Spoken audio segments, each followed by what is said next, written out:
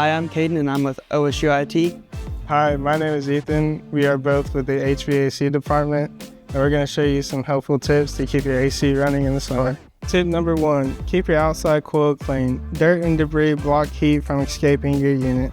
That makes your system work harder and shortens its life. Plus, it runs up your electricity bill. Tip number 2, replace your air filter every couple of months. A dirty or loose filter lets dust hit your blower and evaporator coil. That leads to expensive repairs or even a frozen system. Tip number 3, don't close supply vents. It doesn't help, it actually hurts. Closed vents can mess with airflow, which can cause the system to freeze up or overwork. Tip number 4, check your drain line. If it clogs, you could end up with water damage.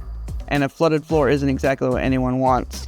Give your outdoor unit some shade if you can. Shading helps it run cooler and more efficiently, but don't block the airflow. A few easy checks throughout the summer could save you from big repair bills. So keep cool and carry on. Go Pubs!